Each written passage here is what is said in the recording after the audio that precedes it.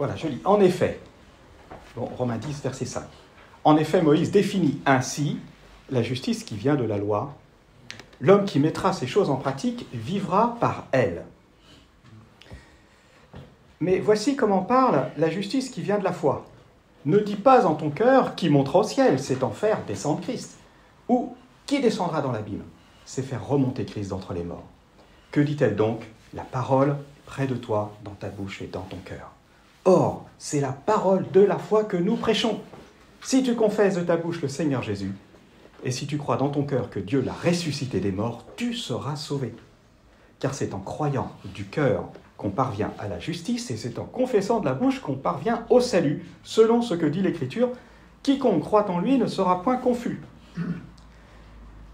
Il n'y a en effet aucune différence entre le juif et le grec, puisqu'ils ont tous un même Seigneur qui est riche pour tous ceux qui l'invoquent, car quiconque invoquera le nom du Seigneur sera sauvé.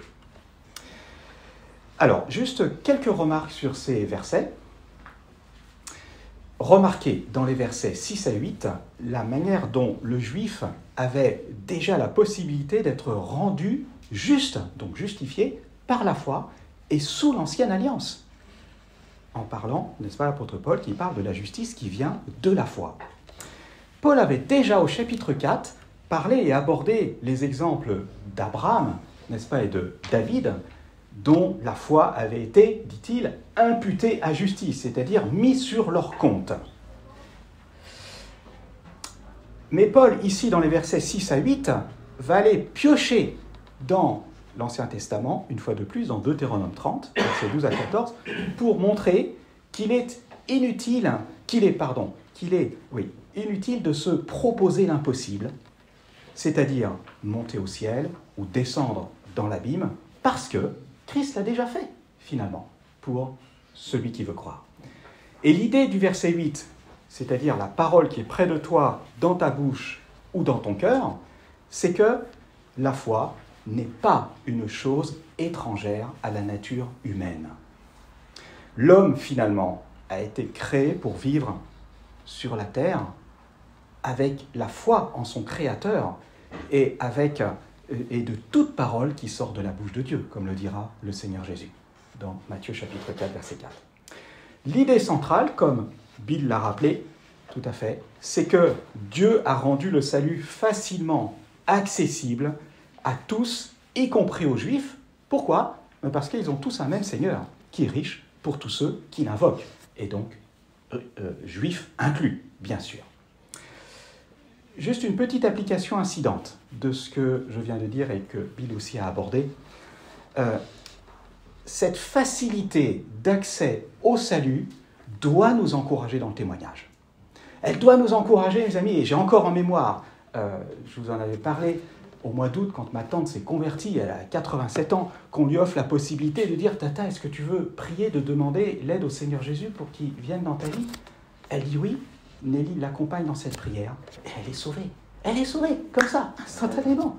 Je veux dire, offrons la possibilité aux personnes de prier, de s'approcher du Seigneur et d'invoquer tout simplement celui qui est riche pour tous ceux qui l'invoquent.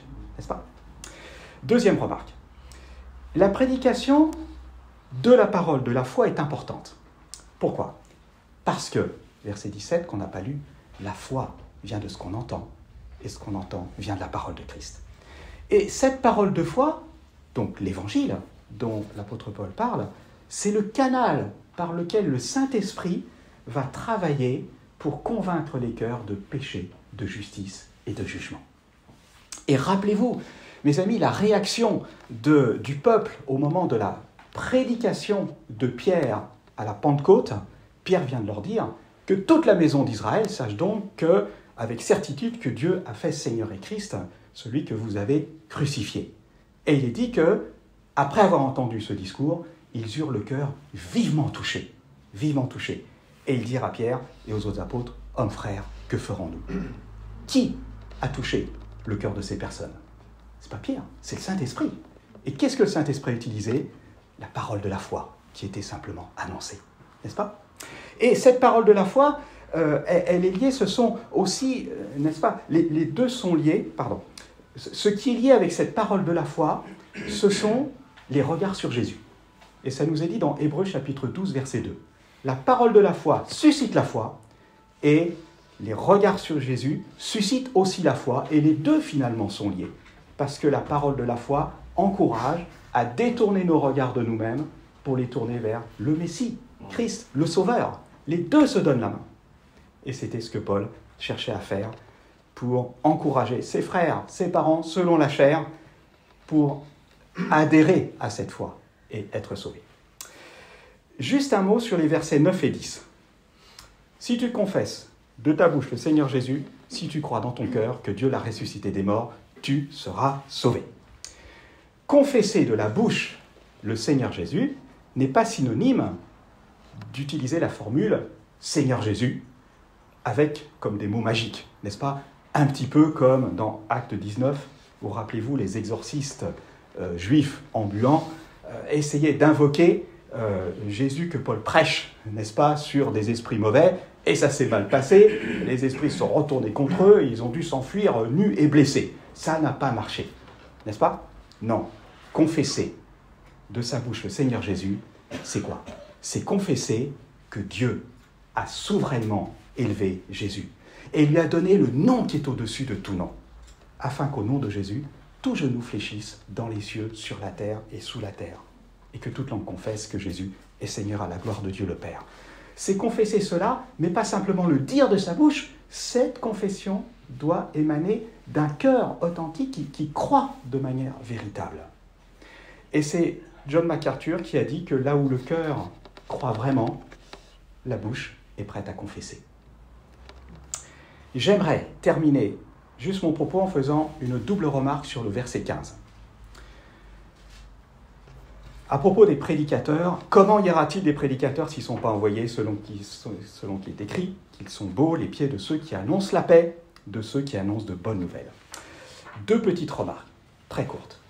La première, remarquez comment Paul applique aux prédicateurs de l'Évangile la parole tirée d'Ésaïe, chapitre 52, verset 15, qui se réfère à ceux qui annoncent aux exilés la fin imminente de leur captivité à Babylone. Et c'est très intéressant. Et on peut se dire, mais le rapport entre les deux, c'est quoi? Eh bien, il est très simple. C'est que le rapport entre les deux, c'est que l'Évangile est aussi une proclamation de la libération de la captivité et de l'esclavage. Mais cette fois-ci, pas de Babylone, du péché. Donc l'apôtre Paul ne cite pas n'importe quoi comme verset dans l'Ancienne Alliance. Deuxième remarque, en parlant de la nécessité de l'envoi des prédicateurs pour prêcher, Paul est très probablement, même si on n'en est pas sûr, mais il est très probablement en train de préparer ses lecteurs à sa demande d'être accompagnés par eux en Espagne. Chapitre 15, verset 24. De sorte que l'Église de Rome soit aussi une Église missionnaire qui envoie des prédicateurs. Parce que quiconque invoquera le nom du Seigneur sera sauvé. Verset 13. Et bien qu'Israël, jusqu'à présent, a rejeté son Messie, Paul sait que l'histoire n'est pas terminée pour eux. N'est pas terminée pour eux. Dieu n'a pas rejeté son peuple. Ils peuvent encore le reconnaître et invoquer celui qu'ils ont rejeté.